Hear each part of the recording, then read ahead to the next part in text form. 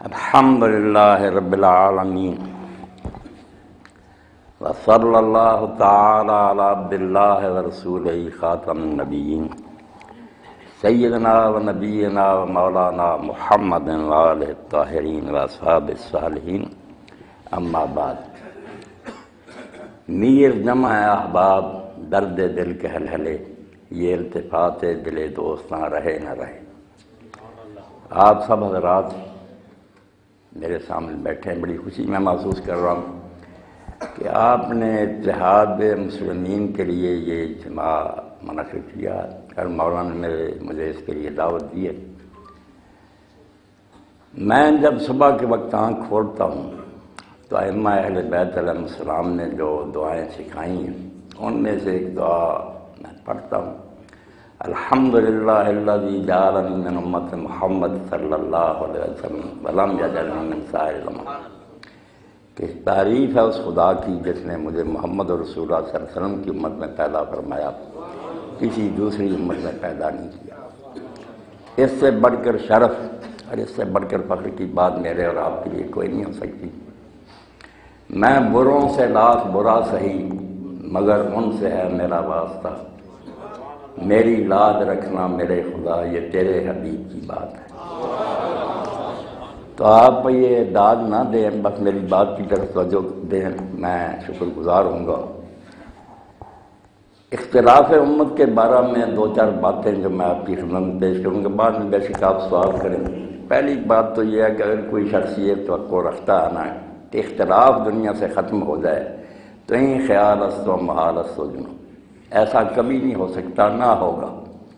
دو باتیں ختم ہو جائیں تو پھر شاید اختلاف ختم ہو جائے۔ ایک تو لوگوں سے عقل چھین لی جائے کہ سوچنا چھوڑ دیں، دوسرا اپنی بات دیانتداری سے بیان نہ کریں، دوسرے کی ہاں میں ہاں ملا دیں۔ ان دو صورتوں میں اختلاف ختم ہو سکتا، ورنہ اگر یہ لوگوں کو آزادی دی جائے کہ ایمانداری سے غور و فکر کرو اور جس نتیجہ تک پہنچو اس کو بیان کرو، تو پھر اختلاف فطری بات ہے، یہ ختم نہیں ہو سکتا۔ آپ حیران ہوں گے کہ ہم عام لوگ تو گزار رہے ہیں، قرآن مجید کے بیان کے مطابق انبیاء علیہ السلام میں اختلاف ہو جاتا تھا۔ حضرت داؤد علیہ السلام اور حضرت سلیمان علیہ السلام دونوں پیغمبر ہیں، باپ بیٹا۔ تو سورہ الانبیاء میں اللہ کہتا ہے کہ ایک قوم کی کھیتی میں بکریاں رات کے وقت چڑھ گئیں اور یہ مقدمہ حضرت داؤد علیہ السلام کے سامنے آیا، وہ اس وقت حاکم وقت بھی تھے، تو انہوں نے جو فیصلہ کیا وہ اللہ نے اس کو درست نہیں مانا۔ ففہمنا سلیمان علیہ السلام کو اللہ نے صحیح بات سجا دی، مگر تعریف دونوں کی کہ وَكُلًّا آتَيْنَا حُکْمًا وَعِلْمًا، کہ سب کو ہم نے علم اور حکمت دیا تھا، باپ کو بھی دیا تھا اس کو، مگر فیصلہ سلیمان علیہ السلام کا درست نکلا۔ پیغمبر ہوتے ہوئے ایک معاملہ کے سمجھنے میں باپ اور بیٹے کا، دونوں نبیوں کا اختلاف ہو گیا۔ اس لیے اختلاف سے نہ گھبرائیں، یہ اس کائنات کی رونق رہے گا، یہ اللہ تعالیٰ کی دی عقل کا استعمال ہے، اس سے ناراض نہیں ہونا چاہیے، بالکل ٹھیک ہے۔ بری بات صرف یہ ہے کہ اس اختلاف کو جو دیانتداری سے ہو سکتا ہے مخالفت اور مخاصمت کا ذریعہ بنا لیا جائے، دشمنی آپس میں بیر۔ اور جیسے میرے ایک ساتھی کہہ رہے تھے کہ دشمنوں نے بھی صادق کہا، دشمن کوئی نہیں، بالکل یہ غلط باتیں ہیں۔ سب لوگ آپ اہل سنت سے ملیں، وہ آپ سے ملیں تو پتہ چلے کہ سب ائمہ اہل بیت کی تعظیم کرتے ہیں۔ میں نے نقوی صاحب سے سنا، وہ ایک جلسے میں انہوں نے کہا یار میں جب سے مجلس میں شامل ہوا ہوں علماء کی متحدہ میں اہل سنت کے مدارس میں گیا اور مجھے پتہ چلا کہ وہ بالکل اہل بیت کے خلاف نہیں، ان کو اسی طرح مانتے ہیں جس طرح ہم مانتے ہیں، صرف طریقہ تھوڑا بہت اختلاف اس میں ہو سکتا۔ تو ایک تو اختلاف بری شے نہیں، مخالفت بری شے ہے کہ دشمنی بنا لیا جائے، اور دشمنی کی یہی بات ہے کہ آپ ہمارے ساتھ نماز نہ پڑھیں، ہم آپ کے ساتھ نہ پڑھیں، جنازوں میں شریک ہوں، رشتے ناطے چھوڑ دیں، یہ پھر امت کی بربادی کا سبب ہوگی۔ اگر آپ جو کچھ سمجھتے ہیں اس کو اپنے ذہن میں رکھیں، اس کا اظہار بھی کریں طریقہ سے، دوسرے بھی کریں، مگر امت کی جو وحدت ہے، ان کا جو اتفاق اور اتحاد ہے، اس کو نقصان نہ پہنچے۔ اس کے لیے آپ ذرا پیچھے جائیں، میں آپ حضرات کی ذہنی مناسبت کی بنیاد پر امیر المومنین علی علیہ السلام کا حوالہ دوں گا کہ امت کے اتحاد کی خاطر آپ نے کتنی قربانیاں دی۔ سب سے پہلے تو رسالت مآب علیہ الصلوۃ والسلام کے بعد جب خلافت منعقد ہوگی تو یہ نجران میں تھا ابو سفیان، وہاں سے آیا تو اس نے جب دیکھا کہ یہ ابو بکر خلیفہ ہو گئے تو ان کے دوست سے زمانہ جاہلیت سے رسالت مآب علیہ السلام کے چچا حضرت عباس ان کے پاس گیا۔ یہ واقعہ جو میں عرض کر رہا ہوں اس احسان کو امت بلا نہیں سکتی کہ علی علیہ السلام نے اس وقت کس دیانت کا مظاہرہ کیا اور امت کی وحدت کا۔ حضرت عباس کو ساتھ گانٹا کہ یہ کون ہے جو بنو تیم کا آدمی ایک خلیفہ بن گیا، ہم اپنے ناف کی اولاد جب مر گئے تھا تو قریبی، اٹھے آپ حضرت علی کو کھڑا کریں اور میں اس کی حمایت کے لیے مدینہ کی گلیوں کو سواروں اور پیادوں سے بھر دوں گا۔ آپ اندازہ کریں اگر یہ سازش کامیاب ہو جاتی تو اسلام مدینہ میں ہی ختم ہو جاتا۔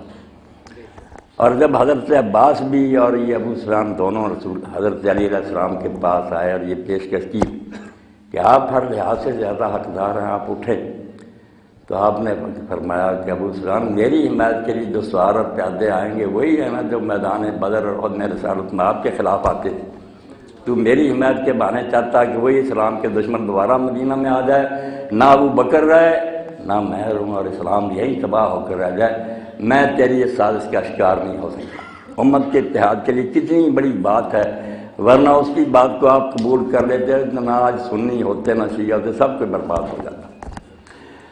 اور پھر حضرت علی علیہ السلام کے خلاف جو لوگ اٹھے، ساری دنیا کے مسلمان مانتے ہیں، اہل سنت میں سے نہیں کوئی اس کا منکر نہیں، کوئی شرارتی ضدیت الگ بات ہے کہ جنگ جمل میں جو لوگ آئے، صفین میں آئے، نہروان میں آئے، ان سب جنگوں میں حق علی علیہ السلام کے ساتھ تھا۔ کوئی سنی عالم ایسا نہیں کہتا، ٹھیک ہے وہ کہتے ہیں ان سے کوئی برا نہیں تھا۔ وہ خارجی جو نا آج ہم نے ہزار برا کہیں، وہ بڑے دیندار لوگ تھے، بڑے نمازی تھے، متقی تھے، مگر جذباتی تھے۔ جب آپ نے ثالثی قبول کر لی، تحکیم قبول کر لی، ثالث مقرر ہو گیا وہ موسیٰ شرعی اور عمر بن العاص کے میرا اور معاویہ کا فیصلہ کرو، تو وہ 12,000 آدمی ناراض ہو کر الگ ہو گیا کہ کیا فیصلہ کرنا، آپ خلیفہ برحق ہیں، قرآن کہتا ہے باغیوں سے جنگ کرو، آپ نے اس معاویہ کے ساتھ ثالثی کیا کرنی؟ یہ ثالثی قبول کر کے آپ نے اپنی پوزیشن مشکوک کر لی۔ برے نہیں تھے، نیت نیک تھی، مگر باغی ہو گئے۔ تو اور انہوں نے اعلانیہ کہنا شروع کر دیا کہ یہ کام جو آپ نے کیا نا، تحکیم کو قبول کرنا، یہ کفر ہے۔ اتنی دور تک چلے گئے کہ وہ پہلے ہی کافر تھے جو آپ سے لڑ رہے تھے، مگر آپ بھی کافر ہو گئے ہیں۔ آپ نے اپنی خلافت کو مشکوک اعلانیہ کہتے تھے علی علیہ السلام کو کہ آپ کافر ہیں، کفر سے توبہ کریں، پھر ہم دوبارہ آئیں گے آپ کی فوج میں، ورنہ آپ کو جہاں پائیں گے قتل کریں گے۔ اعلانیہ کہتے ہیں قتل کریں گے، مگر اندازہ کریں آپ ان لوگوں کے بارے میں علیہ السلام نے کیا فرمایا۔ حدیث کی کتابوں میں آتا ہے آپ نے کہا 3 وعدے ہیں میرے تمہارے ساتھ، تمہارے کلمہ کا میں احترام کروں گا، تم بے شک مجھے کافر کہو، مجھے قتل کرنے کی دھمکیاں دو، مگر مسجدوں میں آؤ گے تو تمہیں مسجدوں میں آنے سے نہیں روکا جائے گا، اور جو مال فے پبلک فائننس بیت المال سے وظیفہ وہ جیسے دوسرے مسلمانوں کو ملتا تمہیں بھی ملتا رہے گا، اور تیسری بات یہ ہے کہ میں تمہارے خلاف جنگ کی ابتدا نہیں کروں گا جب تک تم خون خرابہ نہ کرو۔ جب انہوں نے بستیوں میں خون خرابہ شروع کر دیا، پھر آپ نے ان کے خلاف قدم اٹھایا، ان کو بری طرح ہلاک کیا، 12 صرف ان میں سے بچے۔ اندازہ کریں کہ جو کافر کہہ رہے تھے آپ کو، انہیں بھی آپ نے کہا کہ مسجدوں میں آؤ۔ اتحاد اسلام کا جو کتنا مقدمہ ہے، کافر کہہ رہے ہیں، اگر آپ انہیں کہتے ہیں تمہیں مسجدوں سے نہیں روکا جائے، حوصلے سے میری باتیں سننی، جذباتی باتوں کا کوئی فائدہ نہیں۔ اور جو جنگ جمل اور جنگ صفین میں قتل ہوئے، آپ نے ان کی نماز جنازہ پڑھی، ان دفن کیا۔ یہ ہماری بدقسمتی ہے کہ بعد میں جب آپ کے فرزند کی باری آئی رسول اللہ کے علاقے پر سوار کی، تو مسلمانوں نے اپنے مردوں کو دفن کیا میدان کربلا میں، مگر امام حسین علیہ السلام ان کے ساتھیوں کو بغیر غور و کفن کے چھوڑ گئے۔ انہوں نے یہ سلوک کیا، مگر حضرت علی علیہ السلام نے کلمہ کا احترام کرتے ہوئے جو ان سے لڑے تھے ان کی بھی نماز جنازہ پڑھی اور ان کو باقاعدہ دفن کیا۔ اس لیے یہ کلمہ اسلام جو ہے یہ چھوٹی بات نہیں، عاقبت کا معاملہ اللہ پر چھوڑیں، وہاں کس کو سزا ہوتی ہے، کون بری ہوتا۔ اس دنیا میں اللہ کے لیے میں آپ سب سے یہ کہتا ہوں، سنیوں سے بھی کہتا ہوں کہ یہ کلمہ جو آپ نے پڑھا کہ ہم اللہ کو مانتے ہیں اور محمد رسول اللہ کو مانتے ہیں، اس کا احترام کرو۔ اس کا احترام امیر المومنین نے کیا، خلفاء نے کیا۔ ابو داؤد شریف میں آتا کہ حضرت ابو بکر جب حاکم تھے تو ان کے سامنے ایک شخص نے گالیاں دی، سنیوں کے لیے سننے کی بات ہے، وہ رنج میں آئے اور وہاں ان کا ایک عقیدت مند تھا، اس نے کہا مجھے اجازت دے میں اس کو قتل کر، گالیاں دی، آپ غصہ پی گیا، وہ شخص گالیاں دینے والا چلا گیا تو آپ نے اس کو پوچھا اپنے عقیدت مند کو کہ اگر میں تجھے اجازت دے دیتا تو قتل کر دیتا؟ اس نے کہا میں نے کوئی کسر چھوڑنی تھی، فرمایا اسی لیے میں غصہ پی گیا کہ یہ مقام دین میں رسول اللہ کے سوا کسی کا نہیں، نبی علیہ السلام کا یہ مقام ہے کہ انہیں کوئی گالی دے تو وہ اسلام سے نکل جاتا، مرتد ہے، اس کی اصلاح قتل، باقی کوئی کتنا بڑا نا اس کو اگر گالی دیتا چلو بےہودگی سمجھ لو، قتل کا مستحق نہیں ہوتا، قتل کی اصلاح کوئی آسان بات ہے۔ اب یہ سارا قتل و غارت جو ہو رہا کہ فلاں فلاں کو گالیاں دی، یہ بےہودگی ہے، ٹھیک ہے کوئی گالیاں دیتا وہ اللہ سے معاملہ ہے، اگر وہ غلط دیتا اللہ اسے نہیں دے گا، مگر اس کی اصلاح قتل نہیں۔ پوری ایک کتاب جو ہے نا آخری دور میں سلطنت عثمانیہ کے جو مفتی تھے اور ان کی وہ کتاب حنفی علماء کا مرد ہے، اب فتح اسی سے دیتے ہیں، اس کو فتاوی شامیہ کہہ دیتے ہیں، رد المختار کہتے ہیں۔ انہوں نے ایک پوری کتاب لکھی ہے تنبیہ الولاۃ والحکام، سارے گورنر و حاکموں کے نام کہ خبردار کسی صحابی کو گالی دینے والے کو قتل نہ کرنا ورنہ تم خود قیامت کے دن جہنمی ہوگی۔ یہ وہ جرم نہیں ہے جس کی اصلاح اسلام میں قتل ہو۔ اتحاد کی خاطر بہت کچھ برداشت کرنا پڑتا ہے، ورنہ اتحاد کی خالی باتوں سے کوئی فائدہ نہیں۔ پہلے سمجھیں کہ کس حد تک اس شخص کا جرم ہے، اسلام میں اس کی کیا سزا ہے۔ آپ اپنی طرف سے جذباتی ہو کر فیصلے کرتے رہیں گے، اپنی شریعت بنا لیں گے، پھر اتحاد کبھی نہیں ہو سکے گا۔ اور نماز کے بارے میں آپ حیران ہوں گے، امام حسن علیہ السلام، امام حسین علیہ السلام، ان کے سامنے مروان جو تھا نا وہ مدینہ میں نماز پڑھاتا تھا۔ اب جو اس کا کردار ہے وہ سنی شیعہ سب جانتے ہیں، مگر یہ دونوں اس کے پیچھے نماز پڑھتے تھے، اور یہ خبر ہمیں امام جعفر صادق علیہ السلام نے دی ہے، اور پھر اس نماز کو دہراتے بھی نہیں تھے، کہتے ہیں ان کو اس کو سب و شتم بھی کرتے تھے، برا کہتے تھے، مگر نماز اس کے پیچھے پڑھتے تھے، کیونکہ اسلام اس وقت تک نہیں آپ مستحکم ہو سکتا، نہ اتحاد ہو سکتا جب تک آپ نماز ایک نہ کریں۔ اگر آپ زبانی باتیں کرتے رہنا مگر شیعہ سنی کے پیچھے نماز نہ پڑھے اور سنی شیعہ کے پیچھے، تو پھر یہ ایک خواب ہی ہے جو کبھی شرمندہ تعبیر نہیں ہوگا۔ پہلے یہ بہنا رشتہ، اسلام تو جوڑتا ہی نماز سے، اگر نماز آپ اکٹھی نہیں پڑھ سکتے اتحاد کا کوئی سوال نہیں۔ اور آپ حیران ہوں گے کہ ائمہ اہل بیت علیہ السلام کی 30 سے زیادہ حدیثیں ہیں کہ سنی عالم کی پیچھے نماز پڑھنے میں اتنا ثواب۔ آپ ہاتھ لٹکا کر پڑھیں، میری مسجد میں اگر آپ آئیں تو بالکل حرمین کا نمونہ دیکھیں گے، لوگ ہاتھ چھوڑ کر پڑھ رہے ہیں، ناف کے نیچے ہے، سینے پر ہے، کسی کو کوئی تحفظ نہیں، کوئی کسی دوسرے کو کچھ نہیں کہتا، سب جانتے ہیں کہ یہ باتیں معمولی ہیں۔ اب میرے سامنے علماء بیٹھے، میں کہوں گا کہ اگر آپ لوگ اتحاد چاہتے ہیں تو پہلے علماء بیٹھ کر یہ فیصلہ کریں کہ یہ فروعی مسائل میں جو اختلاف ہے، ہاتھ چھوڑنا یا باندھنا، اس کا درجہ کیا ہے اسلام۔ اگر تم لوگ کہتے ہو جیسے شیعہ حضرات کی یہ مبطل صلاۃ ہے، ہاتھ باندھ لیے نماز باطل ہوگی، ثابت کرو، ائمہ اہل بیت سے اور شیعہ فقہ ثابت کرو کیوں مبطل صلاۃ ہے۔ یہ کہو ہم نہیں باندھتے، ٹھیک ہے نہ باندھو۔ سنیوں میں سے بھی امام مالک رحمۃ اللہ علیہ کے پیروں نہیں باندھتے، امام لیث کے پیروں جو مصر میں وہ نہیں باندھتے تھے، امام اوزاعی شام میں نہیں باندھتے، اور میں خود کے ہی رقصوں میں کھلے ہاتھ پڑھتا ہوں، کوئی بات نہیں۔ مگر یہ کہنا کہ باندھ لیے تو نماز باطل ہو جائے گی، یہ عام شیعہ کتابوں میں ایسے ہی لکھا، مگر اس کی کوئی دلیل نہیں، کوئی ثابت نہیں کر سکتا کیوں باطل ہے چلو۔ آپ یقین جانیں نماز جو ہے نا، کئی لوگ مجھ سے سوال کرتے ہیں کہ 10 سال اللہ کے نبی نے مسجد نبی میں ہزاروں کے مجمع میں نماز پڑھی ہے، مسلمانوں کا اس میں اتفاق نہیں۔ آپ اس سوال کے بوجھ سے نکل ہی نہیں سکتے غیر مسلموں کے۔ آپ کہیں گے ہمیں اہل بیت نے یہ بتایا، وہ کہیں صحابہ نہیں، کافر نہیں یہ سنیں گے، وہ کہتے ہیں یار نبی اعلانیہ پڑھتا رہا، اس پر بھی تمہارا اتفاق نہیں۔ اس بات کو پلے باندھو اور میں ثابت کر دوں گا کہ رسول اللہ نے ہاتھ باندھے اور چھوڑے بھی، اس لیے کوئی بات نہیں۔ شرارتی لوگوں نے اپنی دکانیں بنانے کے لیے ایسا کیا، ورنہ اس میں کوئی فرق نہیں، کوئی ہاتھ باندھ دے چھوڑ دے۔ نماز کے کچھ اجزاء ایسے ہیں جو فرائض اور واجبات ہیں، ان کے بغیر نماز نہیں۔ جیسے آپ اس وقت ہزاروں کی تعداد میں بیٹھے ہیں، قد چھوٹے بڑے ہیں، رنگ جدا جدا ہے، بہت سی چیزوں میں فرق ہے، مگر آپ سب انسان کہلاتے ہیں۔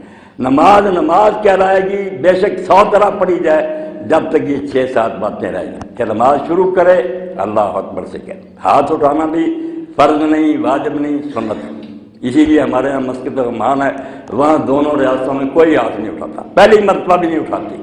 وہ حکومت جو وہاں چل رہی ہے یہ خارجیوں کی ایک شاخ ہے، مگر بہت نرم بہت دل لوگ ہیں مسجد رحمان کے لوگ، وہاں سلطان بھی عبادی ہے، وہاں قاضی بھی عبادی ہیں، آتے ہیں سیدھے کھڑے ہوتے ہیں، اللہ اکبر اللہ اکبر، تکبیر تحریمہ فرض ہے، اس کے بغیر نماز چالو نہیں ہوگی۔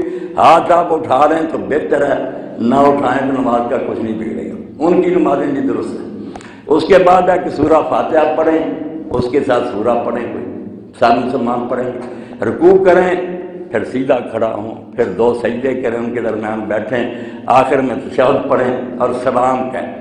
کئی دوست مجھ سے پوچھتے ہیں شیعہ سلام نہیں کہتے کیونکہ وہ دین ادھر منہ پھیرا ادھر منہ، اس کو اسلام کہتے ہیں۔ حالانکہ اگر وہ افریقہ اور لیبیا وغیرہ میں جائیں، وہاں سنی جو ہیں امام مالک کے پیرو، وہ بھی منہ سیدھا رکھ کر بس السلام علیکم کہہ دیتے ہیں۔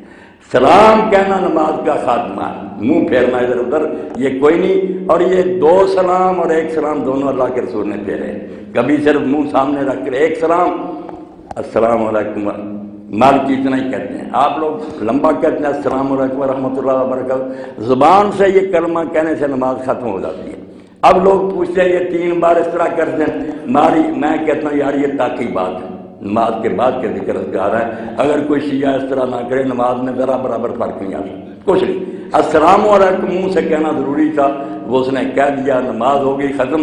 اس کے بعد سنی بھی بلند آواز سے کہتے ہیں اللہ اکبر 1 بار، آپ 3 بار کہہ دیتے ہیں، ہاتھ بھی اٹھاتے ہیں۔ اس کو علماء تاکی بات کہتے ہیں کہ نماز کے بعد کے ذکر اذکار ہے، کریں، اچھا نہ کریں تو آپ بھی سمجھیں، مسائل اپنے علماء سے بھی پوچھا کریں نا۔ انہوں نے کہا یار آخری حق بتاؤ کہ نماز کس طرح پڑھی جائے، تو کہہ دیں گے کہ نماز ہو گئی، اس سے زیادہ اگر کوئی کرے گا تو بہتر ہے۔ یہ قنوت جو آپ لوگ پڑھتے ہیں، میرے ساتھی پڑھ لیتے ہیں، جاتے ہیں شیعہ مسجدوں میں، میں کہتا ہوں دوسری رکعت میں اگر رکوع سے پہلے ہاتھ اٹھائیں گے، یار سنی کتابوں میں بھی رسول اللہ پڑھتے تھے، آپ لوگ کہتے ہیں ہنگامی حالات میں تھے، وہ کہتے ہیں ہر وقت ہنگامی حالات میں، فرق کوئی نہیں، اٹھا لیا کرو۔ بہت معمولی باتیں ہیں، مگر اس کے لیے علماء کا سینہ کھلا ہونا چاہیے۔ آپ عام لوگ ہیں، سادہ ہیں، جو علماء آپ کو بتائیں گے، جب یہی کہہ دیں گے کہ سنیوں کی نماز باطل ہے، وہ کہیں گے شیعوں کی باطل ہے، اتحاد کیا ہوگا؟ پھر اتحاد کی باتیں رہ جائیں گی، ایک فنکاری، اتحاد نہیں ہوگا۔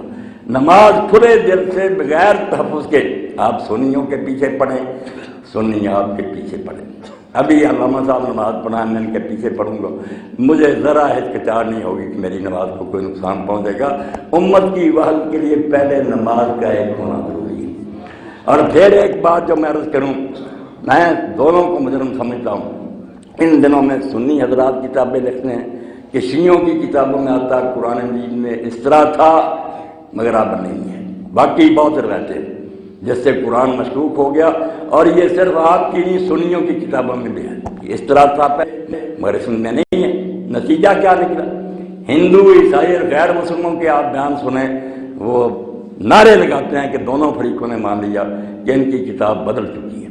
آپ میں سے کئی لوگوں کے ذہنوں میں پھنسا ہوگا قرآن بدل گیا، اگر قرآن بدل گیا تو حدیثوں کا کوئی اعتبار نہیں، حدیثیں تو پہلے ہی نہیں، میں نے قرآن سے سنا، اس نے قرآن سے سنا، ان کا کیا اعتبار؟ قرآن جو مشرق مغرب میں چلا آ رہا ساری امت کے پاس، جب وہی بدل گیا تو آپ امت کیا؟ آپ یہود نصارہ سے بدتر ہیں کہ ان کی کتابیں وہ نہیں مانتے کہ ان میں تبدیلی، آپ نے خود کہہ دیا قرآن بدل گیا۔ اس لیے پہلے یہ علماء حضرات میں ان سے منت سماعت کروں گا، سنی بیٹھے یہ بھی بیٹھے اپنی کتابوں میں جہاں جہاں ہے نا کہ قرآن میں یہ تھا رب نے اس کو کھرچے، اس کو بالکل پھینک دے دیوار کے ساتھ، ورنہ اگر کتاب اللہ میں تبدیلی ہوگی تو امت کے پلے کیا؟ اس بنا پر یہ مسلمان کہلاتے ہیں۔ پھر نیا نبی آنا چاہیے جو نئی کتاب لے کر آئے، قرآن کے بارے میں جہاں جہاں کوئی روایت ہے، روایتوں کو آگ لگا دو، یہ انسانوں کی باتیں ہیں کہ میں نے فلاں سے سنا، کون جانتا یہ منافق لوگ ہیں جو ایسی باتیں کرتے رہو۔ قرآن مشرق سے مغرب تک، اور یہ کوئی شیعہ عالم بھی نہیں کرتا۔ جب پوچھا جاتا ہے کہ ائمہ طاہرین کے پاس کوئی اور قرآن تھا، نہیں کہتے ہیں، بالکل یہ بہانہ بنائیں گے کہ مہدی علیہ السلام کے آنے تک انہوں نے اسی کا انتظار کر، اس وقت تو یہی چلتا رہا۔ یار ظلم ہو گیا کہ کتاب اللہ بدل چکی تھی، اس کو کیا چالو کرنا تھا؟ کہہ رہے چھوڑ دو بھائی، یہ کتاب اب خدا کی نہیں۔ تو اس لیے ایک میری منت یہ ہے کہ سنی، میں ان کو بھی مجرم ٹھہراتا ہوں، میں ان کی روایتوں کو بھی جانتا ہوں کہ اس میں انہوں نے بھی لکھا کہ اس میں یہ تھا اور نہیں رہا، نہیں، قرآن جتنا تھا اتنا ہی ہے۔ نہ اس میں زیر کا فرق پڑا نہ زبر کا پڑا، یہ اللہ کی حفاظت میں۔ جو اس کو مشکوک کرنے کی کوشش کرے وہ پھر اتحاد مسلمین کی باتیں کرے تو منافق ہے، بالکل بے ایمان آدمی ہے۔ پھر اتحاد کس بات پر ہوگا جب ہمارے پاس اللہ کی کتاب ہی نہیں۔ اور دوسری بات جو علامہ صاحب کہہ رہے تھے، یہ تاریخ جو ہے نا، خدا کے لیے کہ حضور کے بعد کیا ہوا، یہ تاریخ ہے، اور یہ تاریخ ان لوگوں نے لکھی، وہ خود مانتے ہیں کہ یہ ہم نے فلاں سے سنا، اور ان کے بارے میں جب کتابوں میں ہم پڑھتے ہیں نا، اکثر راوی جھوٹے ہیں، بالکل بے ایمان آدمی ہے جو اسلام کو برباد کرنے کے لیے ہمیں لڑا رہا ہے، فلاں نے یہ ظلم کیا، فلاں نے یہ مجلس چونکہ علم کی ہے، اور میں بڑھاپے میں چاہتا ہوں کہ تمام حجت ہو جائے، مشرق مغرب میں میری باتیں جا رہی ہیں، امریکہ سے لے کر آسٹریلیا تک سن رہے ہیں لوگ، یہ بات جانی چاہیے کہ یہ جو ظلم ہے نا، ان کے بارے میں پہلے صحیح سمجھ سے ثابت کریں۔ میں علماء کی ذمہ داری سمجھوں گا کہ آپ کے سر پر قرآن ہے اور اللہ گواہ، پہلے ثابت کرو کہ یہ ظلم ہوئے ہیں، اس کی کوئی مستند بات ہے۔ ہمارے اپنے دور میں بات ہوتی ہے، ہم اس کا فیصلہ نہیں کر سکتے۔ ہمارے سامنے بھٹو صاحب ہوئے، ان کے حامی لکھتے ہیں کہ وہ بہت محب وطن تھے، وہ بھی کتابیں لوگ پڑھ رہے ہیں۔ دوسری طرف وہ بھی ہے جو کہہ رہے ہیں وہ دشمن سے، ملک کے غدار تھے، یہ ساری کتابیں پھیل گئی۔ اب جو کوئی بیچارہ پڑھے گا اپنے دور کی بات ہے، کیا فیصلہ کرے؟ 1400 سال کی بات ہے، ہر طرح کے لوگ داخل ہو گئے مسلمانوں کو لڑانے کے لیے۔ اس لیے یہ متائن مظالم پہلے ثابت کرو صحیح سند سے، بے شک شیعوں کی کتابیں ہوں کہ ان کے راوی سچے ہیں، اور اگر تمہارے علماء ہی کہیں کہ جھوٹے ہیں تو کیوں ان کی بنا پر خلیفوں کو برا کہتے ہو، اور وہ کیوں حضرت علی اور حسین کو بدنام کرتے ہیں کہ وہ باغی تھے؟ پہلے ثابت کرو کہ یہ چیزیں ہوئی ہیں، اور ان کے بعد حکم شرعی بیان کرو کہ بالفرض یہ ظلم ہوا، شریعت نے اس کی کیا صلاح دی، کافر ہو گئے کہ ان پر لعنت کی جائے۔ اس لیے اتحاد کی بات اگر کرنی ہے تو دیانتداری سے کرو، قرآن کو سچا مانو، تاریخ کو کھنگالو، اور اس میں سے جو ہے نا غلط باتیں چھانٹ کر پائیں۔ بے شک کتنی ناراضگیوں نے کہ ہم تو صدیوں سے ہی سنتے ہیں، کوئی فائدہ نہیں، صدیوں سے سننے سے بات سچی نہیں ہو جاتی، پہلے اس کی تحقیق کرو۔ تحقیق کے بغیر کسی بات کو ماننا انسانیت کی توہین ہے، جو سنی وہ مانتے چلے گی تو عقلمندی۔ اور باقی یہ نماز وغیرہ کے احکام، روزے، ان کے بارے میں شیعہ حضرات جو اپنی فقہ کی کتابیں کنگالیں، میں نے پڑھی ہیں الحمدللہ، بڑی خوشی ہوئی۔ کچھ عام کتابیں جن میں لکھ دیتے ہیں کہ یہ کرے تو اس سے روزہ ٹوٹ جاتا، مگر جو استدلالی فقہ ہے جنہوں نے بحث کی کہ اس کی کوئی دلیل بھی ہے، وہ پھر صاف ثابت کرتے ہیں کہ ان چیزوں میں سے پانی میں غوطہ لگانے سے یہ کوئی روزہ نہیں ٹوٹتا، نہ اس کی کوئی دلیل ہے۔ وہ کتابیں امت کو پڑھائیں جس سے دونوں گروہ نا بالکل قریب ہوں، سنی بھی تعصب اور ضد چھوڑے، وہ شیعوں کی کتابیں پڑھیں۔ اور واقعی بہت سے مسائل ایسے ہیں جو ائمہ اہل بیت علیہ السلام کی فقہ سے حل ہوتے ہیں۔ 7ویں صدی ہجری میں امام ابن تیمیہ بہت آپ کے خلاف ہوئے، ان کی کتاب منہاج السنۃ النبویہ سنیوں کے پاس سب سے بڑا مرجع، کہ شیعوں کے رد میں اس سے بڑی کتاب نے علامہ ہلی کے جواب میں لکھی تھی، مگر حال یہ تھا کہ وہ فقہ میں کھلم کھلا شیعہ کے بہت سارے مسائل لیتے تھے، اور اس میں کوئی اخفا بھی نہیں کرتے تھے، اپنے فتاوے میں لکھتے تھے یہ مسئلہ ائمہ اہل بیت کا ہے اور اس سے زیادہ بہتر کوئی نہیں۔ طلاق کا مسئلہ ہی سننے، اب سنی قانون تو یہ ہے نا کہ اکٹھی کوئی تین کہہ دے طلاق طلاق طلاق ہوگی، اور اب اس کے لیے حل کیا ہے کہ وہ عورت کسی دوسرے آدمی کو دو چار دن کے لیے حلالہ کہتے ہیں اس کو، وہ اس کو استعمال کرنے کے بعد پھر چھوڑے، معاذ اللہ اتنی بے غیرتی اور بے حیائی۔ امام ابن تیمیہ نے حالانکہ 600-700 سال ہو گیا تھا کہ سنیوں کا اس پر اتفاق تھا کہ تین ہوگی، انہوں نے ماریں کھائیں، بدنامی جیلی، لوگوں نے کہا کہ رافضی ہو گیا، مگر انہوں نے کہا یار رافضی ہونے دو، اس حلالہ سے جان چھڑاؤ، یہ بچیوں کے ساتھ کیا ظلم کرتے ہو کہ ایک نے طلاق دی، اب 2-4 دن وہ کسی اور مرد کے پاس ہے، کھلم کھلا لکھ دیا، ہزاروں صفحے لکھے کہ نکاح تحلیل باطل ہے، یہ حلالے کا نکاح، اور 3 مرتبہ کہی ہوئی طلاق ایک ہی طلاق ہے، اس کو حق حاصل ہے کہ وہ 3 مہینوں تک رجوع کر لے، اور اگر رجوع نہیں کر سکا دوبارہ ان کا نکاح ہو جائے گا ڈائریکٹ، کوئی حلالے کی ضرورت نہیں۔ تو یہ مثال میں اس لیے دی کہ بہت سے مسائل ایسے ہیں جو فقہ جعفریہ سے حل ہوتے ہیں، بہت اچھے طریقہ سے حل ہوتے ہیں، ان کو اکٹھا کرنے کی کوشش کریں۔ سنی عالم بھی بیٹھتے ہیں، شیعہ بھی بڑے بڑے عالم بیٹھے، چھوٹوں کو چھوڑو جن کا کام یہ ہے کہ لڑائیں اور پیسے کمائے، وہ بیٹھ کر نا ایسی بڑی بڑی جماعتیں چھانٹی کریں کہ یہ پکے مسئلے ہیں، اس سے امت کی بہتری اور فلاح ہے، اس کو قبول کر لیں، تو انشاءاللہ اختلاف نہیں ختم ہوگا، کچھ میری معلومات ہیں جتنا میں نے پڑھا، کچھ علامہ صاحب کی ہے، نہ سب لوگوں کے ذہن ایک جیسے ہیں، نہ معلومات کے ذرائع، اختلاف سے نہ گھبراؤ، اختلاف کو لڑائی اور جنگ کا سبب نہ بناؤ، اس کو دشمنی نہ بناؤ، اپنی رائے ادب سے اچھے طریقے سے میں علامہ صاحب بیٹھ کر بات کر لیں، ہو جائے اتفاق ٹھیک ہے، ورنہ یہ اپنی رائے پر قائم کریں، رہیں میں اپنی پر، مگر محبت کریں، سلام کہیں، جنازے پڑھیں، نمازیں ایک دوسرے کے پیچھے پڑھیں، پھر انشاءاللہ وہ نور چمکے گا جس سے امت جو ہے نا ایک ہو جائے گی۔ یک شبو توحید را مشہود کن گائے بشراز امر موجود کن۔ کیوں تم نے ایک امت کو ٹکڑوں میں بانٹ دیا؟ سب ملت ایک تھی، ملت ایک حضور نے بنائی تھی، اتنی بنا لی ہیں تم نے، بڑے سارے خود شب خورے، اپنے قلعے میں آپ ہی شکاف کر دی ہیں۔ اگر آپ آپس میں لڑتے رہے تو ہنود اور یہود کو کرنے کی کیا ضرورت ہے؟ خود آپ ہی اپنے آپ کو برباد کر دیں گے، عبادت گاہوں پر بم برسائیں گے، نمازیوں کو ماریں گے، ہندو کافر خوشی ہوں گے۔ اس مصیبت سے نجات پانی ہے تو اپنے دلوں سے آج سے نکالو، کوئی سنی دشمن اہل بیت نہیں ہے۔ میں حلفیہ کہتا ہوں ایک سنی نہیں ملے گا، سنی ہو اور اہل بیت سے دشمنی کرے۔ وہ ان 12 ائموں کے حالات پر انہوں نے میرے بھائی کتابیں لکھی ہیں، ان کی شانیں بیان کی ہیں، اور کہا یہ اولیاء کے سردار ہیں، اور ساری امت کو جو ولایت ملی ہے کوئی ولی بھی ہوا اہل بیت کی برکت سے ہوا۔ اس لیے دور دور رہ کر یہی ہے کہ ذاکر آئیں گے تمہیں کہیں گے سنی نہیں اہل بیت کو مانتے، وہ کہیں گے ہم نہیں فلاں کو مان رہے۔ یہ بات پہ بالکل غلط ہے۔ اس کے لیے وسعت قلب کی ضرورت، سینہ کھلا کرو، علم حاصل کرو، تم سنیوں کی مجلسوں میں جایا کرو، وہ تمہاری مجلسوں میں آئیں، اور اچھے عالموں کو بلاؤ جو ملانے کی کوشش کریں، جو لڑانا چاہتے ہیں ان سے پناہ مانگو، وہ صرف اپنے پیٹ کے دھندے کے لیے چاہتے ہیں کہ امت برباد ہو۔ اس امت کو ایک کرنے کے لیے ضروری ہے کہ اپنے دلوں میں طے کر لیں کہ ان کی نسبت جو ہے بہت بلند ہے، بعض حکم نسبت سے ملت ہے۔ میں اور آپ ایک امت کیوں کہلاتے ہیں؟ کہ محمد رسول اللہ صلی اللہ علیہ وسلم کو مانتے ہیں، حضور کے ساتھ ہماری نسبت ہے، یہی بڑی بات ہے۔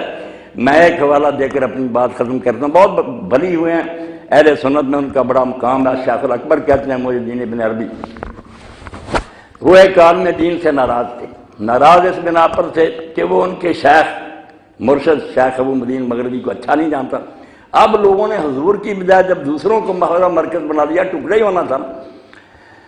رات کو اللہ کے رسول علیہ السلام کو خواب میں دیکھا تو آپ نے فرمایا محی الدین تو اس عالم سے ناراض ہے، نکتے کی بات ہے۔ انہوں نے کہا ہاں کیوں؟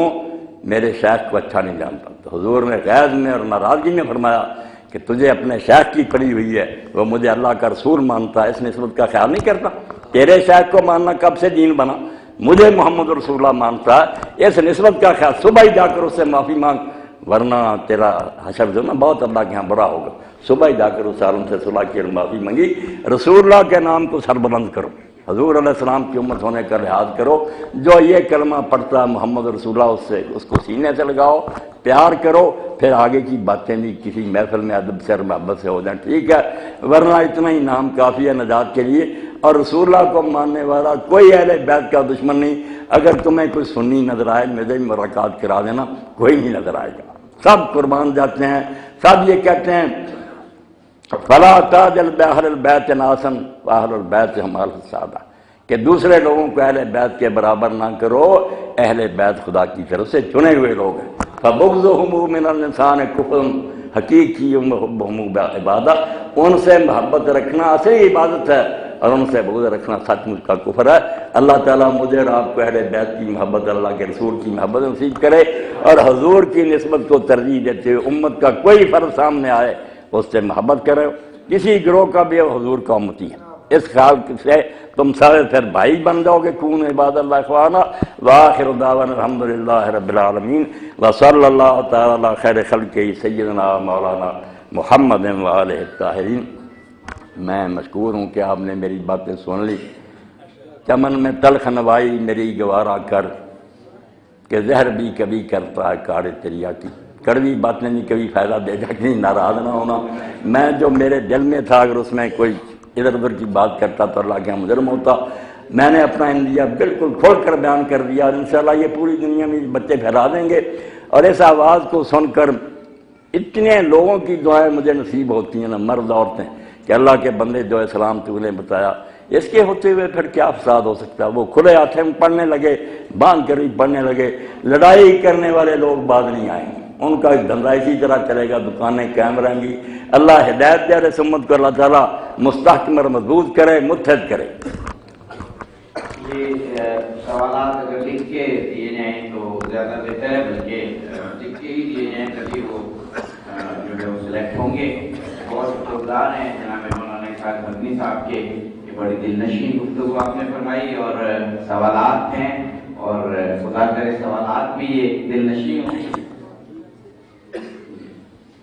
یہ ایک سوال ہے جناب مولانا کہ حضرت امام مہدی علیہ السلام کا انتظار اور اسلامی حکومت کا قیام سب اہل تشیع اور اہل سنت کر رہے ہیں، تو اگر اس عقیدے کو مضبوط کیا جائے انتظار امام مہدی علیہ السلام کو، تو یہ بھی کیا اتحاد کا باعث ہو سکتا ہے؟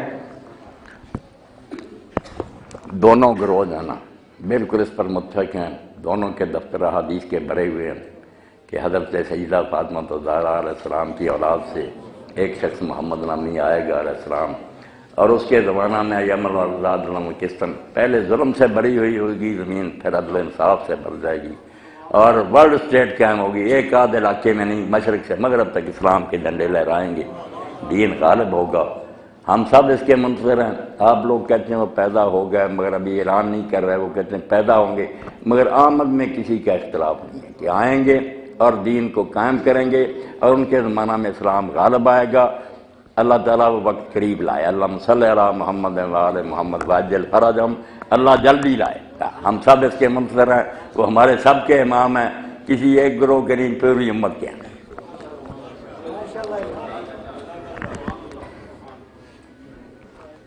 یہ ہے شرک کے بارے میں سوال کہ شرک کیا ہے، اس سے کیسے بچا جا سکتا ہے، اور بدعت کیا ہے اور بدعت سے کیسے بچا جا سکتا ہے؟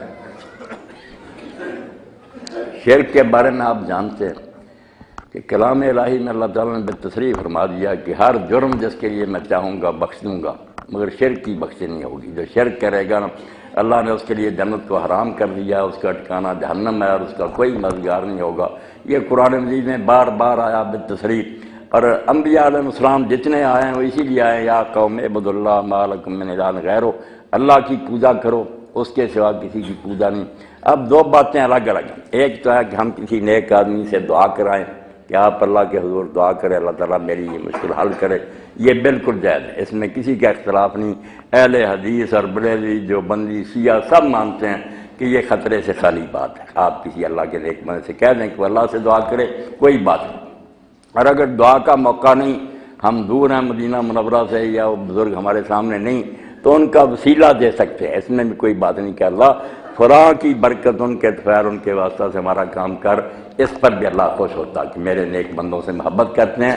اور اقبال کی زبان میں خار ہیں بدکار ہیں ڈوبے ہوئے ذلت میں، کچھ بھی ہیں آخر تیرے محبوب کی امت میں۔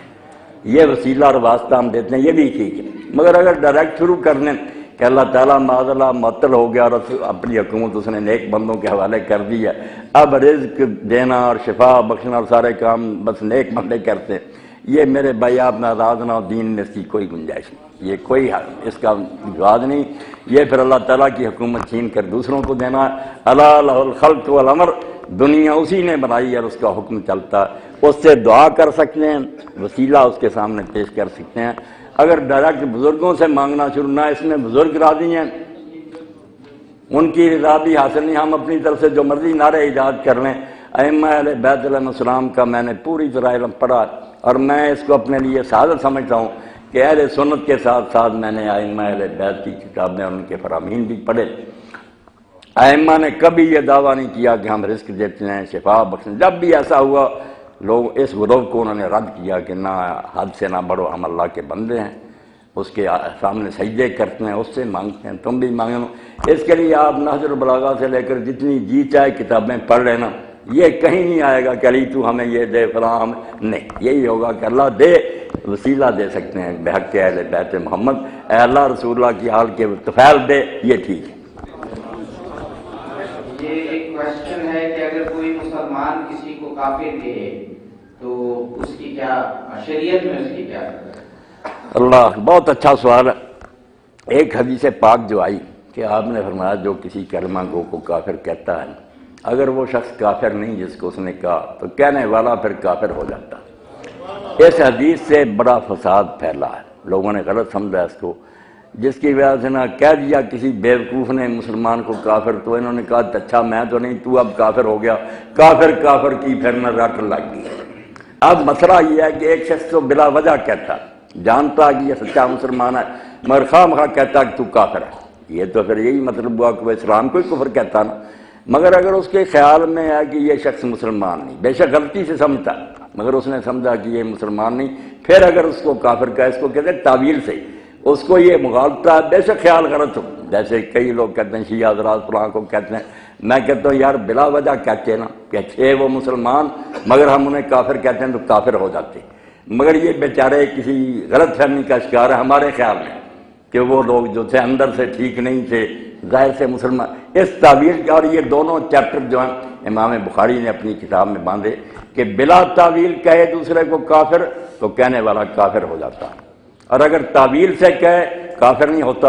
اور اس لیے یہ بڑا حوالہ دیا کہ حاطب بن ابی بلتہ رضی اللہ تعالیٰ صحابی تھے، بدری تھے، اللہ کے رسول علیہ السلام نے مکہ پر چڑھائی کا ارادہ کیا، اور اس لیے کہ وہ اللہ کا شہر ہے، خون خرابہ نہ ہو، خفیہ رکھنا چاہ کہ پتہ نہ چلے قریش مکہ کو جنگ کی نوبت نہ آئے، مگر انہوں نے جاسوسی کے طور پر خط لکھ دیا۔ اتنے بڑے صحابی سے غلطی ہوئی کہ ان کو خط لکھ دیا کہ رسول اللہ چڑھائی کرنے والے اپنی تیاری کرو، اور وجہ اس کی یہ ہوئی کہ ان کا بال بچہ وہاں تھا، انہوں نے کہا اگر میں یہ احسان کافروں پر کروں تو میرے بال بچے کا خیر، پدری محبت سے غلطی ہوگی، مگر وہ خط حضور کو اللہ کی وحی سے پتہ چل گیا۔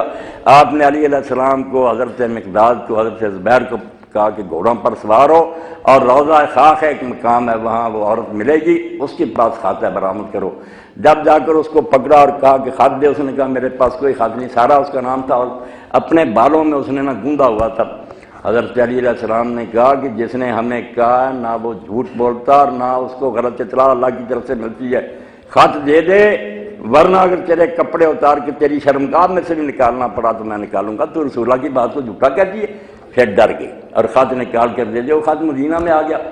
اب جب وہ خط پڑھا گیا تو حضرت عمر رضی اللہ عنہ نے کہا یا رسول اللہ یہ منافق ہے، ہمیں اس کو قتل کرنے کی اجازت، بدری صحابی کو منافق کہا۔ تو امام لکھتے ہیں بخاری اسی لیے حضرت عمر کافر نہ ہوئے کہ وہ تعویل سے سمجھتے تھے کہ اس کا یہ کام جو ہے نا کافروں کو جاسوسی کرنا یہ منافقوں کا کام ہے، ایک مغالطہ تھا۔ حضور نے فرمایا نہیں، بچوں کی محبت کی وجہ سے بیچارے سے یہ ہوگی، ہے سچا ہوا۔ تو مطلب یہ ہے کہ اگر غلط فہمی سے کوئی کسی کو کافر کہہ دے وہ نہیں کافر ہوتا، البتہ مسلمان سمجھتے ہوئے پھر اس کو گالی دے کہ تو کافر ہے، پھر ہو جاتا ہے کہ تو ایک سچے مسلمان کو کافر کہہ رہا۔ یہ کوشچن ہے کہ اہل بیت سے کیا مراد ہے؟ اہل بیت سے مراد نا، اب تفسیر نمونہ بھی آپ پڑھیں، آل محمد اور اہل بیت کو بھی لوگوں نے نا مبہم بنا دیا۔ اصل میں ایک ہی لفظ مختلف موقعوں پر نا مختلف معنی میں استعمال ہوتا۔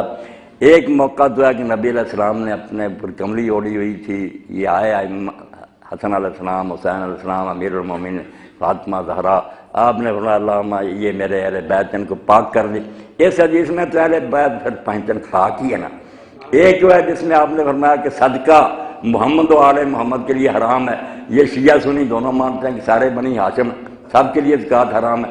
یہاں دائرہ وسیع ہو گیا، یہ جو ہے نا اہل بیت نسب ہو گئے کہ حضور کا سارا خاندان جس سے آپ پیدا ہوئے۔ یہ زکوٰۃ کا مسئلہ پوچھیں کہ جب کہتے ہیں کہ زکوٰۃ حرام ہے آل محمد پر تو صرف ان 4 کے لیے حرام ہے؟ نہیں، کل بنی ہاشم اس میں آتے ہیں۔ اس لیے 3 معنی ہیں۔ انہوں نے بہت اچھا کیا تفسیر نمونہ والوں کہ آل محمد ہم ضد نہیں کرتے کہ عربی زبان میں پیروکاروں کے بھی آتا ہے، جو کسی شخص کے پیرو، جیسے فرعون تھا اس کو ماننے والوں کو کہا کہ ہم نے فرعون اور آل فرعون کو غرق کر لیا، تو آل فرعون میں سارے مصری جو تھے اس کے ساتھ وہ سارے تھے۔ یہ موقع کی بات ہوتی ہے کہ کہاں یہ لفظ آیا ہے، اس کا پھر آگا پیچھا جو ہے وہ بتاتا ہے کہ یہاں کون اہل بیت ہیں۔ باقی جو سیدہ زہرا ہیں اور حضرت علی علیہ السلام ہیں، حسن حسین، ان کو سب سنی شیعہ بالکل مانتے ہیں کہ اصحاب الکساء ہیں، اس کملی میں تھے، حضور نے ان کے لیے دعا کی، اس کا کوئی منکر نہیں۔ یہ عقیدہ توحید سے متعلق سوال ہے کہ کیا اہل سنت کے مطابق خدا ہاتھ پاؤں یعنی جسم رکھتا ہے؟ شاید کچھ کتابوں میں یا کچھ سوالوں سے یہ سوال۔ ہاں یہی باتیں، اسی لیے میں نے شروع میں کہا کہ آپ خدا کے لیے نا سارے اکٹھے ہوں اور بیٹھ کر بات کریں، اور اگر آپ سے حل نہیں ہوتی مجھے اس مجلس میں دعوت دے دیں، بے شک ٹی وی پر ہی ہو، سنی علماء بھی بیٹھ دیں، آپ بھی، میں حل کر دوں گا کہ بات دونوں کی ایک ہے۔ عباراتنا شتیٰ و حسن و قواعد، لفظوں کا فرق ہے، وہی بات سنی کہتے ہیں، وہی آپ ایک دوسرے کو بدنام کرتے ہیں۔ اب یہ خیال جو ہے نا کہ سنی اللہ تعالیٰ کا جسم مانتے ہیں، کروڑ لعنت ہے سنی ترجیح بولنا، کوئی نہیں مانتا۔ بالکل ہر کتاب میں لکھتے ہیں کہ خدا جسم سے پاک ہے، نہ جوہر ہے نہ عرض ہے، اس کی کوئی مثال اور نمونہ نہیں۔ آپ نے سنا ہوا اور آپ کی کتابوں میں لوگ لکھ رہے سنی یوں مانتے نہیں۔ باقی الفاظ آئے بیدہ الملک، اللہ کے ہاتھ میں، قرآن پاک کے الفاظ ہیں۔ آنکھوں کا لفظ آیا کہ وسن الفلک بأعیننا، اے نوح ہماری آنکھوں کے سامنے کشتی بنا۔ اب وہاں سارے مانتے ہیں کہ اللہ تعالیٰ کی نہ ہماری طرح آنکھیں ہیں نہ ہماری طرح ہاتھ ہیں، مگر لفظ ہیں، ان لفظوں کا پھر حل کرنا پڑتا ہے کہ بھئی ہاتھ سے مراد ہے کہ اس کا اقتدار ہے، اس کی قبضہ میں ہے، ورنہ اس طرح کا ہاتھ نہیں۔ یہ سارے سنی شیعہ دونوں ایک ہی کہیں گے، بدنام کرنے کی بات الگ ہے کہ جو الفاظ آ گئے ہیں قرآن و حدیث میں وہ شیعوں کے ہاں بھی ہیں سنیوں کے میں، ان کا کوئی حل کرنا، جسم سے بھی پاک ماننا، الفاظ کا بھی انکار نہیں کرنا، ان کی کوئی مناسب تعویل کرنی ہے۔ اگر ہے نا اللہ تعالیٰ فرماتا ہماری آنکھوں کے سامنے، تو مطلب ہماری نگرانی میں میری طرف سے وہی آتی رہے گی، میرے حکم کے مطابق کشتی سے بناتا رہے، ورنہ کوئی ایسی آنکھیں نہیں کہ اللہ ان سے دیکھ رہا۔ آپ بے فکر ہو جائیں، آپ اور وہ دونوں ایک ہی طرح اللہ کو مار رہے ہیں، پھر جھگڑا ہے کہ ملنا نہیں، ایک دوسرے سے بدنام کرنا۔ میں نے اکثر شیعہ دوستوں سے سنا، کہتے ہیں سنی کہتے ہیں والخیر شر والخیر شر خیر شر من اللہ تعالیٰ، اس کو کہتے ہیں توبہ توبہ، کہتے ہیں نیکی بدی خدا کی طرف سے، اس لیے یہ کافر ہیں، یہ انسان کو مجبور محض مانتے ہیں، اللہ کے عدل کے منکر ہیں۔ بھائی کوئی مسلمان اللہ کے عدل کا منکر ہو سکتا؟ یہ آپ نے 3 اصول دین کے ساتھ بنا، عدل اور امامت، عدل کے سب قائل ہیں۔ جب اللہ کہتا ہے قائم بالقسط، میں عدل پر قائم ہوں، کوئی بات میری ظلم والی نہیں، کون اس کا منکر ہو سکتا؟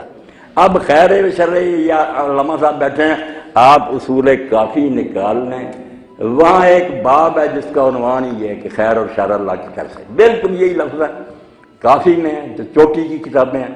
کون سی بات سنیوں نے الگ کر دی؟ ورنہ باقی یہ مانا جو نا کہ اللہ کرواتا، اس پر بالکل نفرین ہے، برات ہے اس سے۔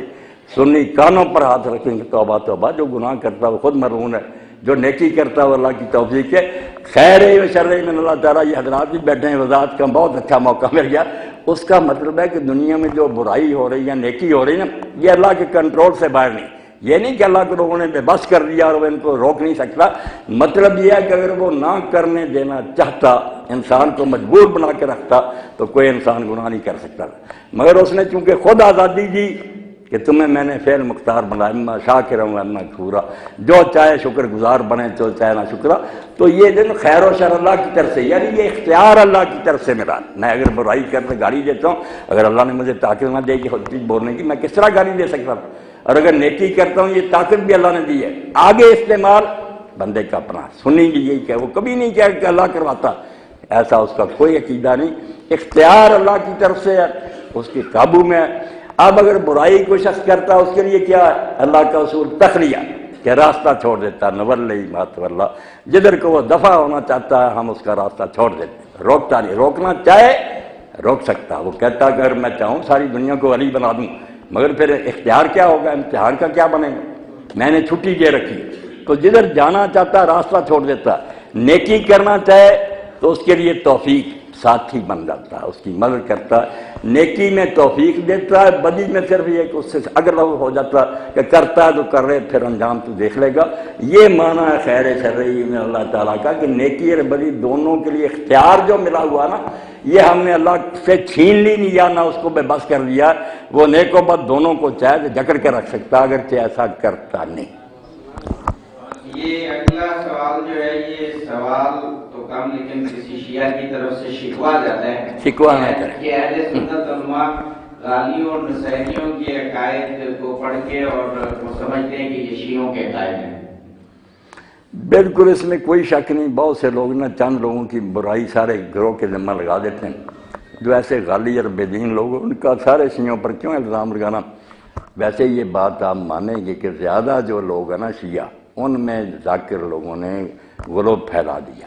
یہی ہے کہ اللہ تعالیٰ جو ہے نا بس برائے نام ہے، اب علی ہے ساری دنیا کے مشکل سے حاضر ہے، یہ بات آپ کو ماننی پڑے گی۔ وہ نصیریوں والا عقیدہ پھیلا دیا ہے، اور زیادہ لوگوں میں وہ رچا ہوا ہے، اس کا انکار نہ کرے، مذہب میں نہیں ہے۔ اگر کہنا شیعہ مذہب نہیں، ویسے پاک شیعہ مذہب کی کتابوں میں جو توحید بیان ہوئی، سنیوں کو اس کی ہوا بھی نہیں لگی، ایسی پاک توحید ہے۔ مگر افسوس یہ ہے کہ یہ بھی اس پر قائم نہیں رہتے۔ ایک طرف تو ہے کہ قیامت کو بھی اللہ نظر نہیں آئے گا، واقعی کہتے ہیں وہ غیر مرئی اگر نظر آ جائے تو مجسم ہو گیا، مگر پھر کہتے ہیں کہ علی خدا ہے۔ بھئی ادھر کہتے ہو نظر ہی نہیں آ سکتا، ادھر ایک شخص نظر آ رہا ہے، پیدا ہوا ہے، قبر بنی اس کی، اولاد ہوئی ہے، اس کو کہتے ہیں کہ اس کی شکل میں اللہ ہی کا۔ یہ بے ایمان کچھ ہیں، یہ تو آپ کو ماننا پڑے گا۔ ٹھیک ہے، مذہب اس میں قصوروار نہیں، میں صاف کہتا ہوں مذہب شیعہ کا اس سے تعلق نہیں، لوگوں کی اپنی گمراہی۔ یہ ہمیں بھی کتنے لوگ ہیں سنیوں میں کہتے ہیں کہ بندے کی شکل میں سارے خدا ہی چلے پھرتے ہیں، کتے فتح محمد، کتے رام داس، یہو قدیمی شور مٹ گیا، دونوں دا جھگڑا نکل پیا کچھ اور، میری بکل دے وچ چور نہیں، کیا کریں، گمراہ ہر گروہ میں۔ وہ کہتے ہیں کوئی بھی ہندو بن کر رام داس ہے، مسلمان بن کر فتح محمد ہے، اصل میں آپ ہی اندر توبہ توبہ، کیا کریں، ہر جگہ بیماری پھیل گئی۔ مگر مذہب کو آپ بدنام کریں، نہ سنی مذہب میں یہ باتیں، نہ شیعہ مذہب میں، مذہب پاک ہے، بالکل سارے گروہ جو نا توحید پر قائم ہیں، سمجھتے ہیں، مگر اس کے لیے پیچھے جانے کی ضرورت ہے۔ یہ چھوٹی موٹی کتابیں نہ پڑھا کریں، جو اصل کتابیں ہیں وہ پڑھا کریں، اس سے پتہ چلتا ہے کہ اصل دین کیا ہے۔ آج پہلے راستے میں آ رہا ایک بچے نے پوچھا کہ یہ دہریے جو ہوتے جاتے ہیں لوگ، میں نے کہا اس کے لیے حضرت امام صادق علیہ السلام ہزاروں ان پر رحمت اللہ کی، ان کا ایک جواب ہی کافی ہے۔ امام سے ایک دہریے نے بات کی کہ خدا کوئی نہیں، نہ کوئی آخرت ہے، آپ نے ایک ایسی دلیل دی جس کو کوئی شریف آدمی جٹلا نہیں سکتا۔ امام علیہ السلام نے فرمایا ہم نیکی کرتے ہیں، آپ لوگ برائی کرتے ہیں، اگر آپ کی بات سچی ہے کہ مر کر مٹی ہو جائیں گے تو ہم جو نیکی کرنے والے ہمارا کوئی بگڑے گا؟ آپ بھی مٹی ہو گئے، ہم بھی ہو گئے۔ اور اگر ہماری بات سچی نکل آئی کہ اللہ ہے، حساب کتاب ہے، جنت، تو آپ کا پھر کیا بنے گا؟ اس نے کہا امام یہی بات کہا۔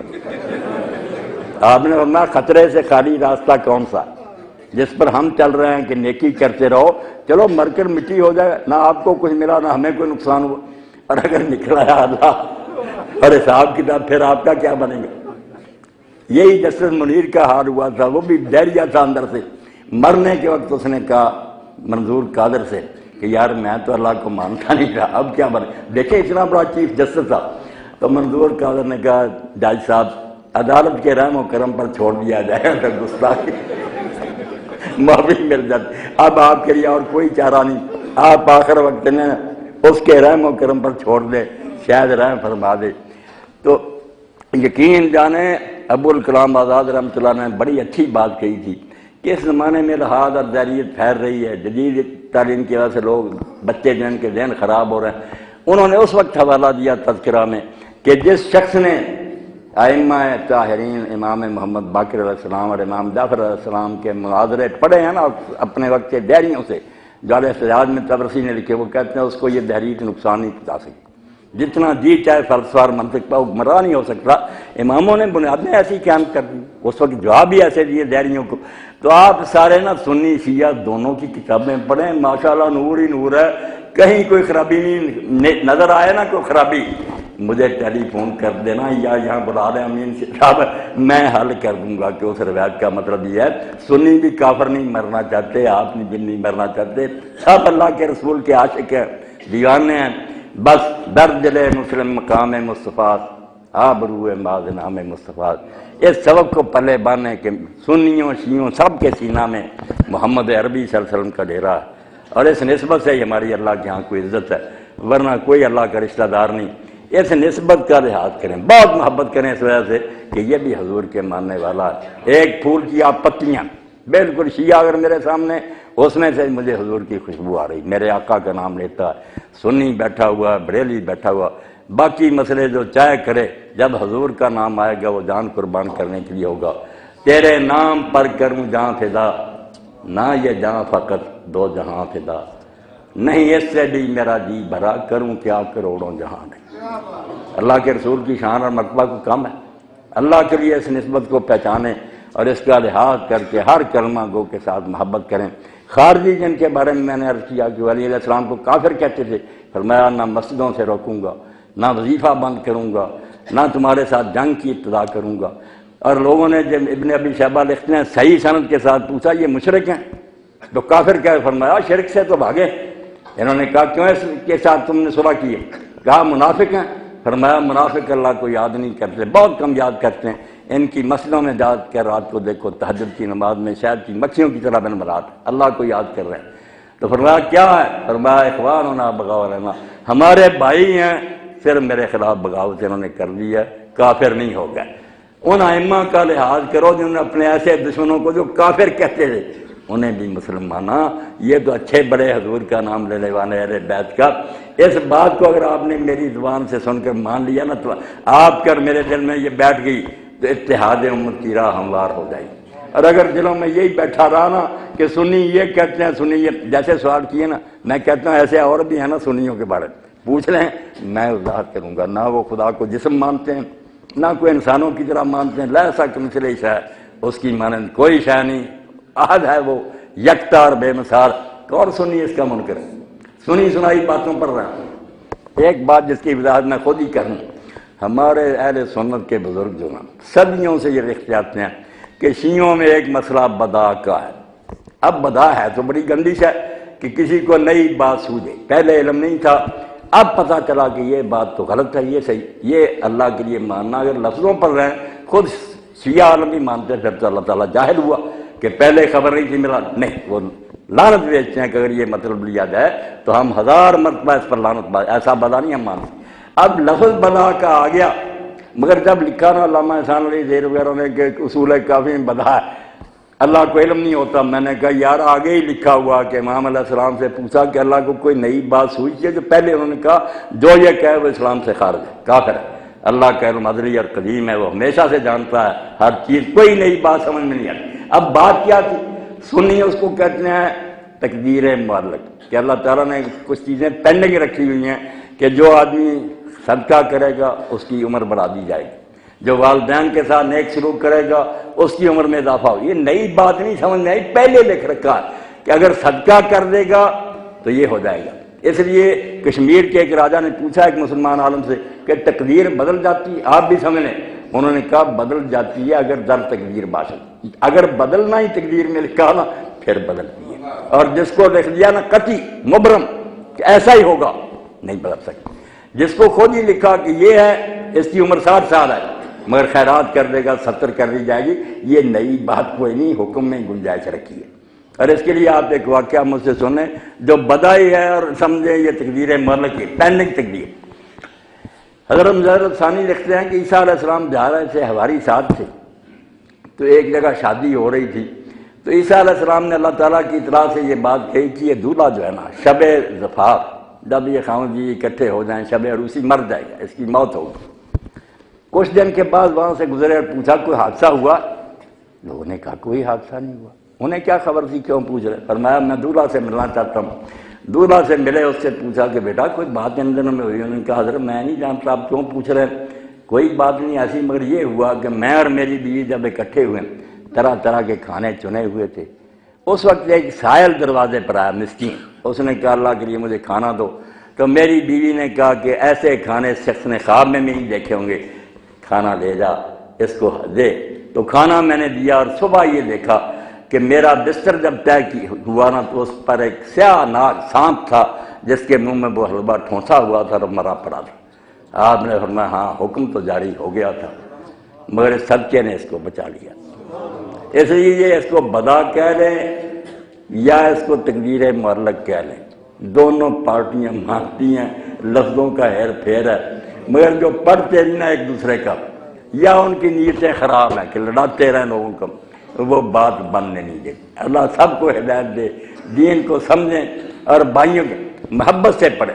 اگر کوئی شیعوں کی کتاب لے لے اور کہے نشان لگانے ہیں، مناظرے کرنے، بحثیں، پھر تو لوگوں نے قرآن مجید پر بھی اعتراض کیے۔ 114 اعتراض ہیں جو ستیار پرکاش میں سوامی دیان جی نے کیے، اردو ترجمہ لے لیا، قرآن میں آتا اللہ مکر کرتا، اس نے کہا مسلمانوں کا خدا دفرا لیا۔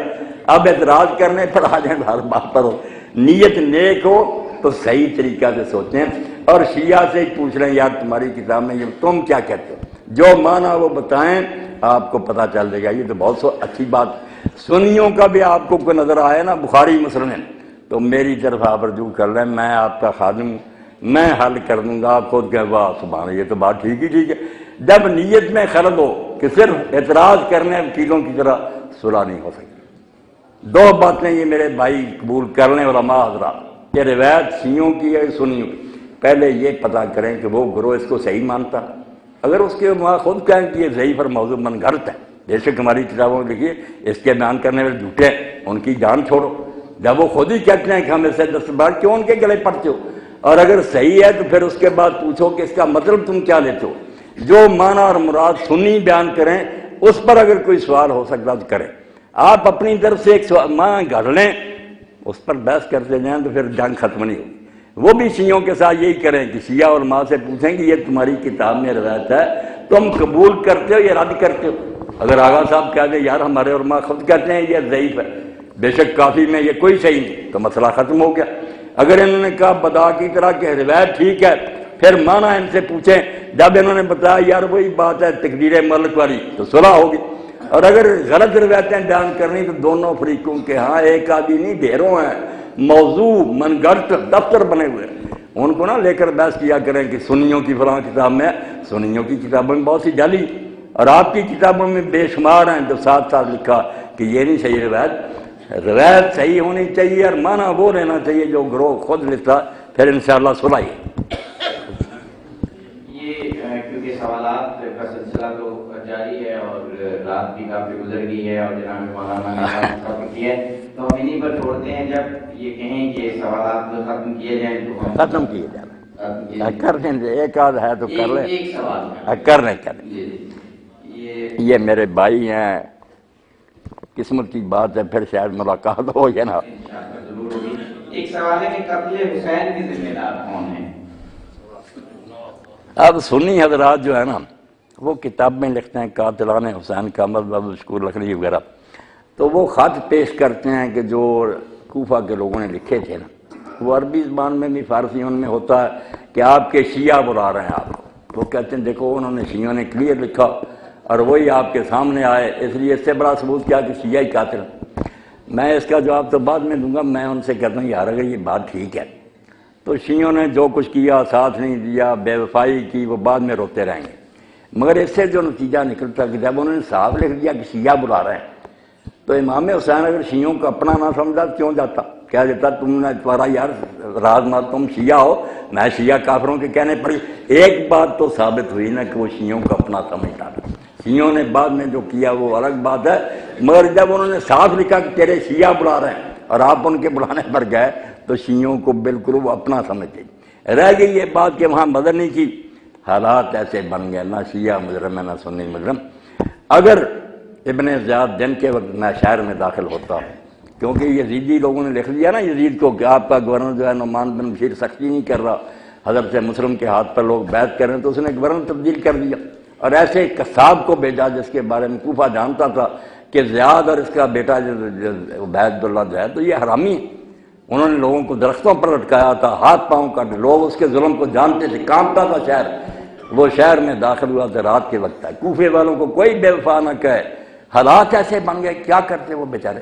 اور بعد میں انہوں نے کسر پوری کر دی، امام حسین کا لباس پہنا حجازیوں کا، رات آیا، لوگ سلام کرتے رہے، ہاتھ چومتے رہے، پاؤں چومتے رہے کہ ابن رسول اللہ سلام ہو سد پر، وہ امام حسین سمجھتے رہے۔ جب محل میں چلا گیا دروازے بند کر لیے، نقاب اتارا اور کہا میں ہوں عبید اللہ، تم سب یرغمال ہو، چھت پر چڑھ کر اعلان کرو کہ مسلم کا ساتھ چھوڑو ورنہ سب ذبح ہو جاؤ، بے بس ہو۔ اور شہر میں جگہ جگہ فوج کو کھڑا کر دیا، کرفیو لگ گیا کہ ایک محلے کا آدمی دوسری جگہ نہ جائے۔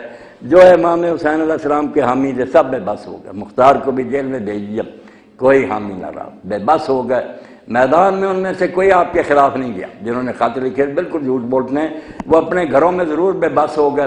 اور وہی ہے، ایک آدمی کا نام نہیں لیتے، یہ جو مناظر لوگ نا، سنی نہیں کہنا چاہیے، ناصری ہیں، کہتے کوئی یزید کے خلاف۔ بھائی جس نے یہ اجلاس بلایا تھا کوفہ میں امام حسین کو خط لکھا تھا، سلیمان بن سرد، کون تھا؟ صحابی جلیل نبی، اس سے بڑا صحابی اس شہر میں کوئی نہیں تھا۔ اس نے دعوت دی کہ ایک آدمی گیا ہے، اس کو تو طاغوت کہا اس نے کہ معاویہ سے جان چھوٹی، جب ایک اور ظالم کو مسلط کر گیا۔ حسین علیہ السلام نے انکار کیا ماننے سے، اٹھو تم اس کے باپ کے شیعہ صاحب دو۔ یہ مخلص لوگ تھے، بالکل ان میں بے وفا کوئی نہیں تھا۔ اور یہی بعد میں جب کچھ شکنجہ ڈھیلا ہوا تو پھر اسی سلیمان بن سرد نے اجلاس بلایا کہ ہم نے امام کو بلایا تھا مگر یار وقت پر مدد نہ کر سکے، حکومت نے بھی بس کر لیا، اب دو ہی راستے ہیں کہ یا بدلہ لینے کے لیے جانے دو یا بدلہ لے لو۔ پھر یہ 4000 آدمی کربلا شریف کیا، امام کی قبر پر ساری رات روئے، پھر شام کو روانہ ہو گئی۔ عین الوردا کا واقعہ کراتا، وہ خط لکھنے والوں کی باتیں کرتے ہیں، وہاں یہ سارے پھر شہید ہو گئے۔ اور مختار نے جیل میں سے انہیں لکھا کہ ان بدماشوں سے تم نہیں نبٹ سکتے، تم نیک لوگ ہو، میرا انتظار کرو، میں جیل سے رہا ہوں گا تو ان سے نپٹوں گا۔ مگر انہوں نے کہا نہیں چہرے بھی پتہ نہیں مقاصد کیا ہے، ہم بے صبر ہو گئے کہ اگر موت اس حال میں آ گئی اللہ کو کیا منہ دکھائیں گے کہ ہم نے فرزند رسول کی مدد نہ کی۔ بیچاروں نے جان دے دی بدلہ لینے کے لیے، وہ منہ پر جو سیاہی ملی گئی دھو دی، اس کا ذکر نہیں یہ لوگ کرتے۔ اور مختار جب آزاد ہوا، اب اللہ نے درمیان میں بات آئی کہ جو کرنا اس کو روک کوئی نہیں سکتا۔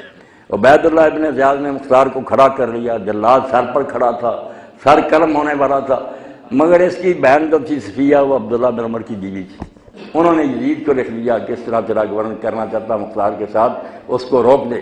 اب وہ چاہتا تھا کہ پہلے ہی مجھ سے برا کام ہو گیا، کچھ نہ کچھ احسان کروں۔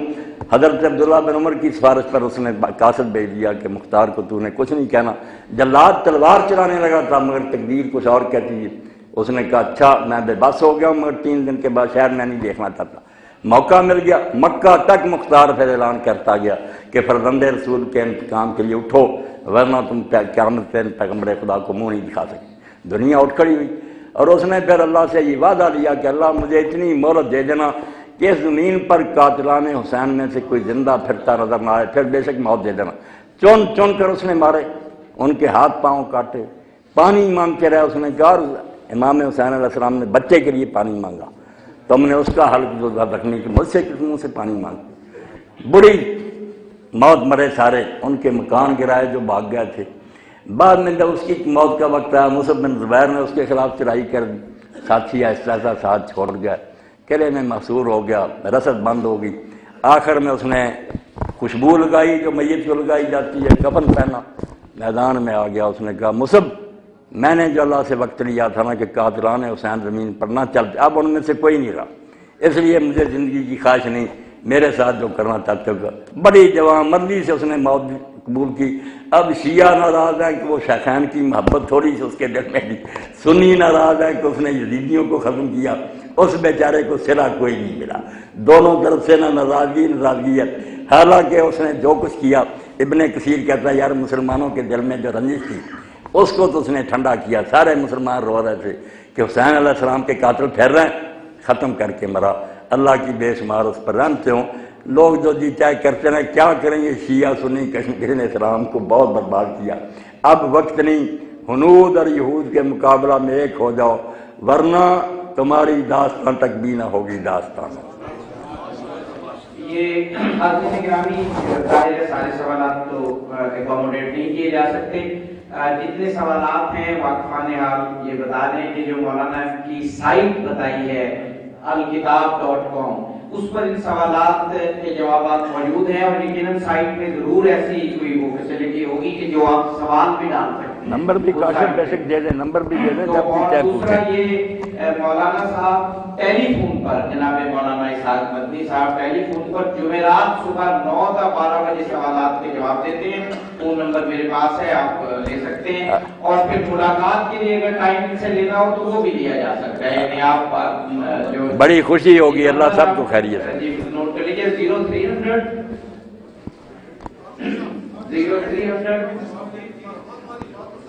7941757 خیر کرے 7941757۔ یہ میں دوبارہ بولتا ہوں 0300-7941757۔ خیریت سے رکھے اللہ آپ سب۔ اور دوسرا نمبر بھی نوٹ کر لیجیے 04185418881۔ اور یہ جمعرات صبح 9 کا 12 بجے آپ سوالات کے جواب دیتے ہیں. جو سوالات رہتے ہیں میں چاہتا ہوں کہ وہ پھر فون پر آپ کر لیجیے اور وہ کلیئر کر لیجیے. جی میں جناب مولانا آغا شیخ شفا نجفی صاحب سے گزارش کروں گا آخر میں مختصر سی دعا میری ایک گزارش ہے کہ میں نے شیعوں کی کتابیں تو پڑھی نہیں تھی، سنیوں کی